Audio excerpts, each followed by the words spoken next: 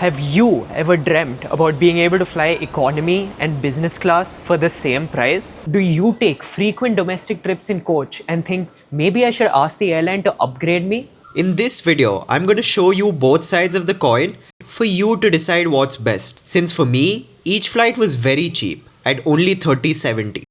I'm doing Sydney to Melbourne in business and I'm doing Sydney to Brisbane in economy. So let's find out which is the best experience for me.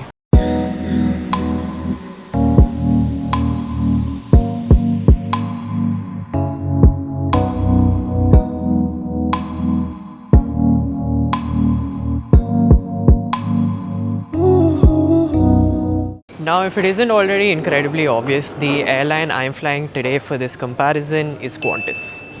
Having started more than 100 years ago in 1920, Qantas is one of the world's oldest airlines. It's the largest airline in Australia by most metrics and also owns the LCC Jetstar. The airline has some really cool things in store, like Project Sunrise flights non-stop from the east coast of Australia to London and New York.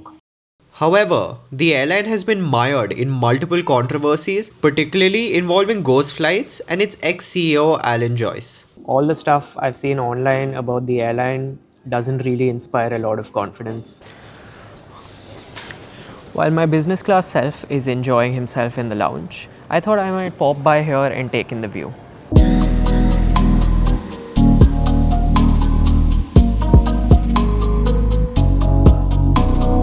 Well, economy me is going to be really jealous that he can do the same thing right here in the lounge.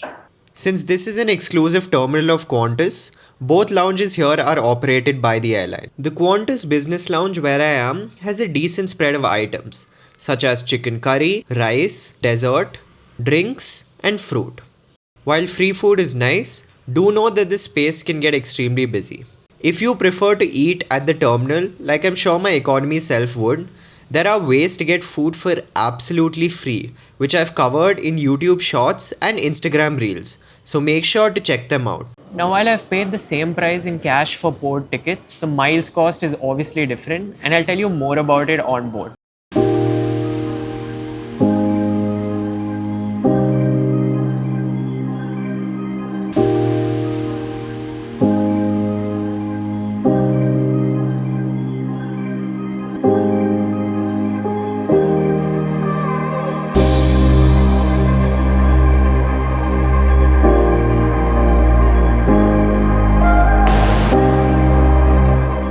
So finally, welcome to this economy seat which has a window, TV, tray table and magazine.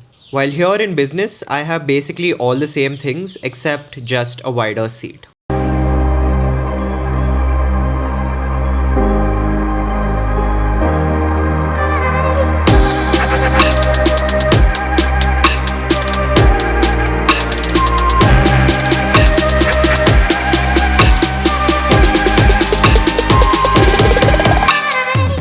Meal service then began, and because the Sydney to Brisbane had a 5 p.m. departure, I got cheese and crackers, which were Not too bad actually. Sydney to Melbourne, on the other hand, was the last flight of the day, leaving at 10 p.m. So I got this gozleme and wine, which were pretty great.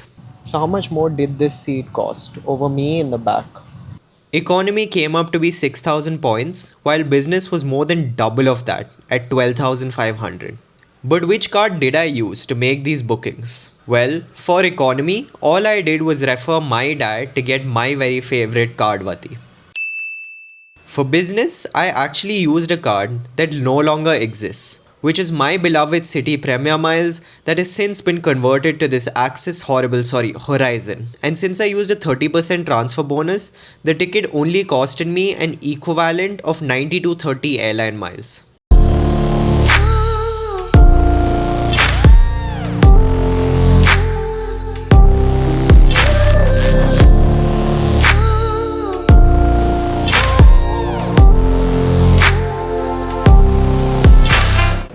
Now that this journey has come to an end, the real question is, does business class even make sense on a 1-hour flight?